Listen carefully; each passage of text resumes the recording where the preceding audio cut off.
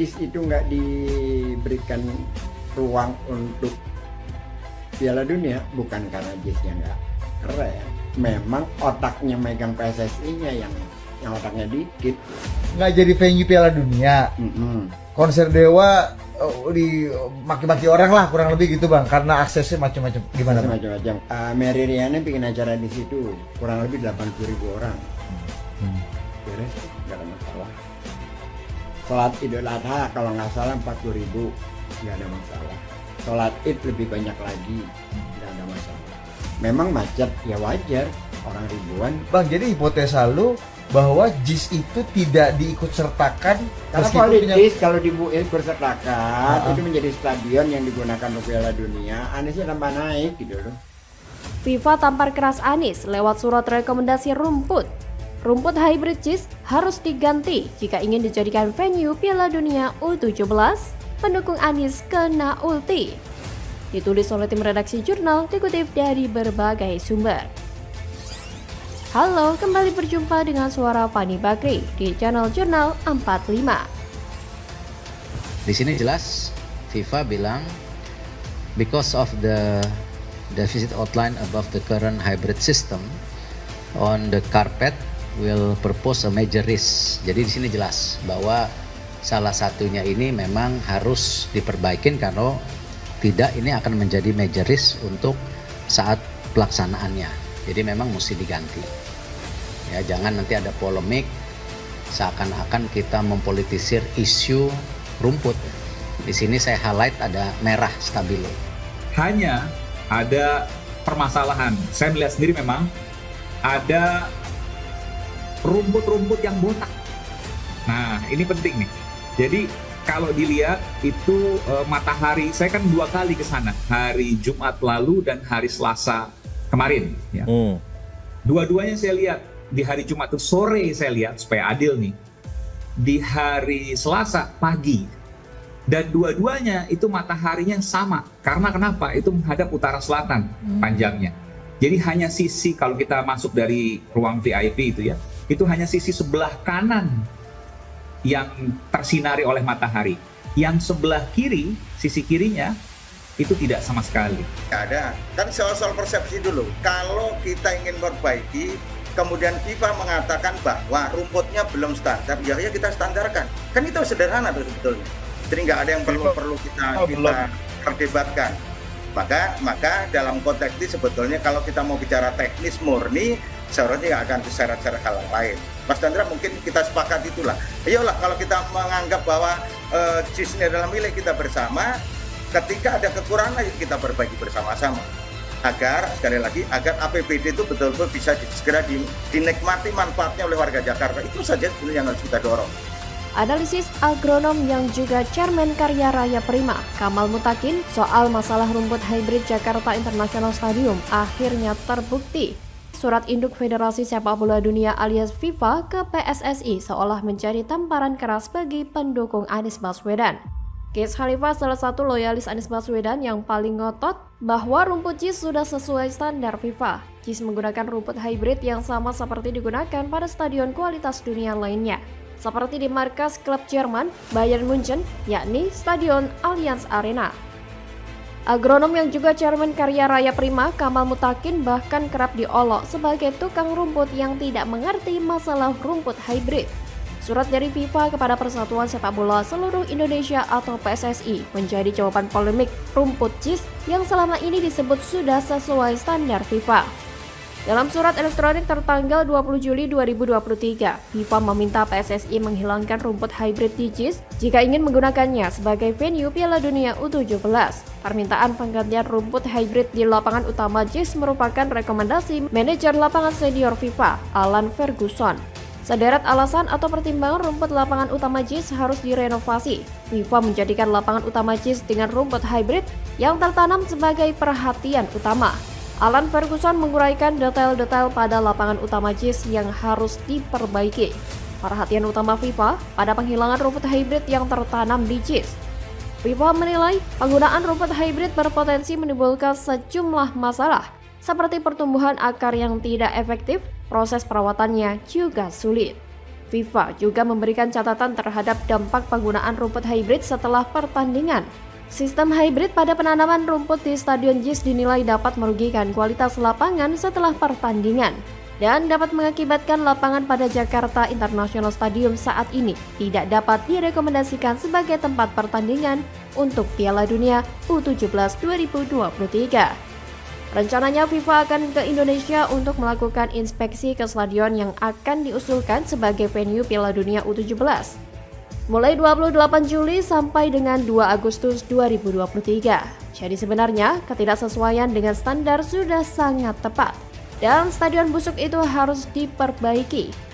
Ini nggak ada urusan sama politik, tapi memang standar FIFA yang meminta hal tersebut. Ada-ada saja pendukung Anies Baswedan mengatakan bahwa kedatangan para pengampu kepentingan di Jakarta International Stadium itu merupakan kepentingan politik. Bego banget, seperti otaknya tenggelam di dasar laut. Kan sudah jelas kalau Indonesia sedang ingin menyelenggarakan dan menjadi tuan rumah atas Piala Dunia U17. Kesimpulan saya, yang bodoh bukan rumputnya tapi gubernur sebelumnya yakni Anies Baswedan dan para pendukungnya. Ditambah lagi bukannya malah bersyukur stadion itu dibenerin dan disesuaikan dengan standar. Relawannya malah terkentut-kentut dan ngoceh-ngoceh. Jadi daripada para pemain dan para penonton kompak mencaci maki Anies karena ternyata JIS masih sangat tidak layak, maka sebaiknya harus segera direnovasi. Para pendukung Anies atau para budak-budak Anies harusnya lebih bersyukur kalau JIS direnovasi, karena Anies tidak jadi dicaci maki oleh warga yang dongkol karena banyaknya kekurangan dari stadium ini. Apalagi kalau sampai ada korban berjatuhan karena stadiumnya tidak layak. Maka ini malah bisa lebih fatal lagi. Yang tadinya disebut mahakarya bisa berubah jadi mahaduka. Seandainya Anies memang jago kerja dan konsisten untuk membangun suatu proyek atau pekerjaan besar, maka JIS ini selesainya sangat elegan dan bagus sekali. Tapi sayangnya, Anies memang tidak bisa kerja. Kerjanya cuma mulut, cuma banyak bicara dan bacot doang. Terlalu berlebihan kata-kata di dalam otaknya, sehingga keluarnya juga tidak karuan. Terlalu berlebihan kata-kata di dalam otaknya, sehingga keluarnya juga tidak karuan. Bagaimana kalau menurut Anda? Waduh, wajah baru Rocky Gerung ungkap Anies Baswedan tidak pantas dipilih dalam Pilpres 2024, tamparan telak nih bos. Halo, selamat datang di channel Jurnal 45. Kan orang udah pikir kalau Anies jadi IKN akan dibatalkan, kereta cepat akan dibatalkan. Tapi sangat mungkin juga Anies bilang enggak, separuh-separuh. Nah di situ yang saya sebut tadi, Anies mau ngapain? Kalau separuh-separuh, mending kita dukung Pak Jokowi. Sekalian gitu ya? Sekalian aja kan. Itu jadi beban. Atau kasih Gibran aja kan. Ngapain pilih Anies kalau dia separuh-separuh? Kan itu intinya, itu yang saya bilang tadi. Ya saya bisa pahamin itu, pasti Pak Jokowi menempatkan positioning beliau barangkali sebagai pemimpin koalisi partai-partai pemerintahan ya. Dan beliau tidak menganggap lagi Nasdem ini di dalam koalisi pemerintahan untuk sementara ya. Tapi komitmen Nasdem sendiri di pemerintahan? Ya tetap. Pengamat politik sekaligus akademisi Rocky Gerung tiba-tiba mengatakan bakal calon presiden Anies Baswedan tidak pantas dipilih sebagai presiden. Menurut dia, saat Anies terpilih, tak ada kepastian bahwa apa yang dilakukan Presiden Jokowi akan dia lanjutkan. Seperti IKN dan kereta cepat, kemungkinan besar akan Anies batalkan, apalagi melihat Jokowi yang kontra dengan Anies. Rocky bahkan menyarankan kalau tidak mau ada perbedaan dan Anies tidak tegas menunjukkan sikapnya, apakah melanjutkan atau tidak, lebih baik masyarakat memilih lagi Presiden Jokowi atau sang anak Gibran Raka Buming Raka. Ia menyebut istilah memboikot adalah cara menguji moral seseorang dan itulah elektabilitas yang sebenarnya. Ia pun menegaskan jika Anies pemikirannya di Pilpres 2024 hanya separuh-separuh. Tidak tegas, kenapa harus dipilih? Kenapa nggak milih Ganjar? Pernyataan Rocky ini secara gamblang memberikan penegasan bahwa Anies memang tidak pantas menjadi penerus Presiden Jokowi. Dan jika Anies menjadi presiden, dia tidak akan melanjutkan seluruh program yang Jokowi gagas. Jelas sekali semua akan dilakukan perubahan sesuai apa yang dicanangkan koalisi mereka. Padahal yang sedang dibutuhkan negara ini siapa gerangan yang akan melanjutkan perjuangan Jokowi untuk mengganti status Indonesia sebagai negara berkembang menjadi negara maju. Jika Rocky berpendapat perubahan yang digagas Anies dan koalisinya tidak akan melanjutkan program Jokowi, ada satu hal lagi yang akan mendukung ketidakcocokan Anies meneruskan Jokowi. Lihat saja rekam jejaknya yang melanjutkan kepemimpinan Jokowi di Jakarta. Berhasil tidak? Lihat saja sudah berapa banyak uang rakyat Jakarta dipelorotin untuk anggaran aneh seperti lem iPhone, pulpen, dan anggaran lainnya yang jumlahnya begitu fantastis. Belum lagi uang rakyat Jakarta yang dipelorotin untuk menggaji tim TGUPP yang gaji ketuanya melebihi gaji seorang menteri. Dan bukan? Apakah ada yang tahu apa hasil kerja nyata dari ketua TGUPP yang dibentuk oleh Anies dan digaji dengan uang rakyat? Dan kita juga menjadi saksi bagaimana situasi Jakarta pada era Anies yang semakin semrawut. Trotoar diperlebar tapi malah dijadikan lahan parkir atau tempat berjualan.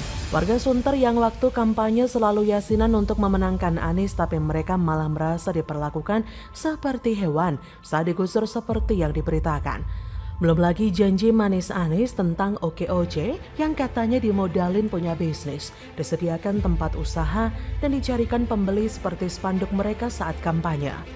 Saat kampanye mengumbar kata-kata manis bahwa akan diberikan modal usaha, tapi setelah menjabat sebagai gubernur, Anies dengan mudahnya mengatakan bahwa memang tidak ada modal dalam program OKOJ.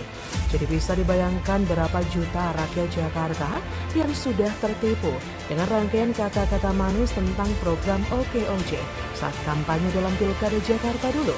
Dari kasus ini kita sebenarnya sudah bisa menilai sendiri bahwa ada yang menghalalkan segala cara demi meraih kekuasaan. Sebenarnya bukan hanya dari kualitas kinerja atau antitesa Jokowi, kemungkinan besar Anies tidak akan menjadi capres itu semakin nyata. Karena elektabilitas Anies di beberapa survei semakin anjlok. Bahkan di survei terbaru dari lembaga survei, raihan suara mayoritas masuk pada Ganjar dan Prabowo, sedangkan Anies kalah telak. So bisa dipastikan Indonesia bukan hanya akan bernasib sama dengan Jakarta selama 5 tahun terakhir ini jika Anies yang menjadi presiden, tapi juga akan gagal sebagai capres. Bagaimana menurut Anda?